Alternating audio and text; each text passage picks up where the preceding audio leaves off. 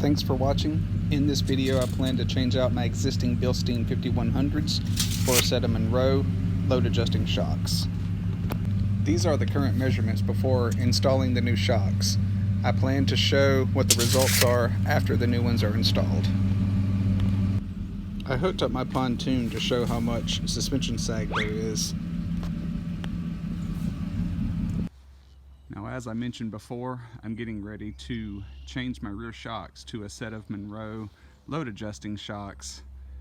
This is the current stance of my truck. I have Bilstein coilovers with a 2-inch level in the front, and as you can see, the front is a little bit higher than the rear, and I'm trying to level that out, also give my truck a little bit more load capacity. So I'm about to get into this. From what I understand, you don't need to take off the rear tires. I'm probably going to take off one. I may not. I'm not sure. But just to show you guys how to get this done. But I do at least need to jack it up. So now I have it up off the wheels. I have clearance between the ground and the tires. That way the shocks are in full extension and easier to remove and replace. The new shocks don't come compressed, and that's why we're needing to do this. Here's my current setup. Got the Bilstein 5100s. Got to remove that bolt and that one. So I ended up taking the tire off to make it easier, because I mean, it can be done with it on. It's just easier to get to these bolts with it off. We got a 15mm head and an 18mm bolt.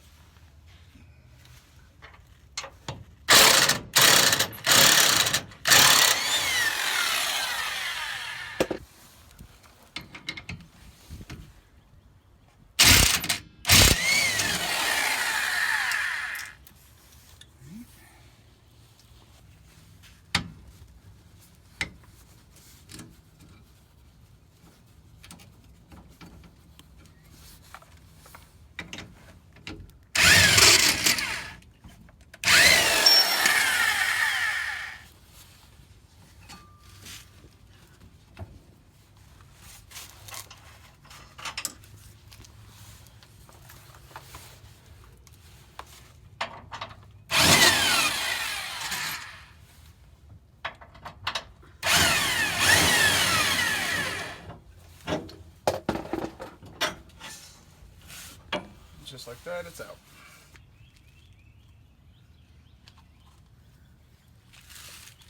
Alright, here are the Monroe load-bearing shocks, model number 58643 for a 2008 F-150. Probably other applications, I just don't know what they are. Let's get them in. This bracket ended up being a little too thin, so I used my lug nut wrench to get in here to widen the space just a bit. Still a tight fit, but with a little manipulation with a rubber mallet,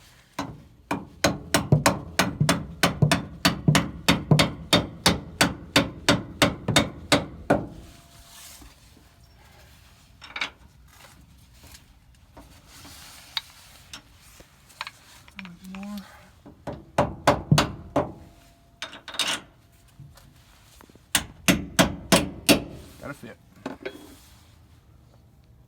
I think we're having just a little bit of trouble.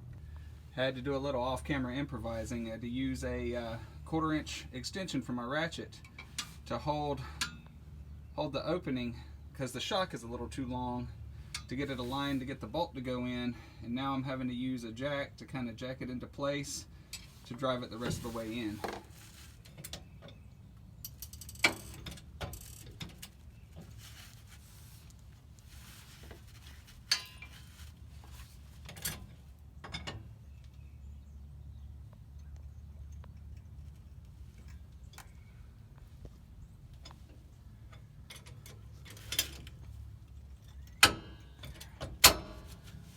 Alright, so it's going to take a little bit of messing with to get it in place, but little perseverance and it'll go in. Okay.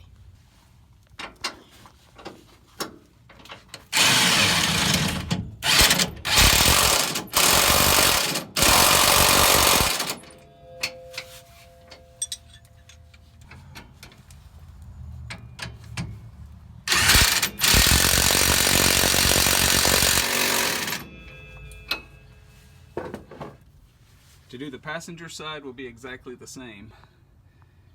If watching this helped any of you, I would certainly appreciate a like and a subscribe, and share the video if you like. Thank you for watching.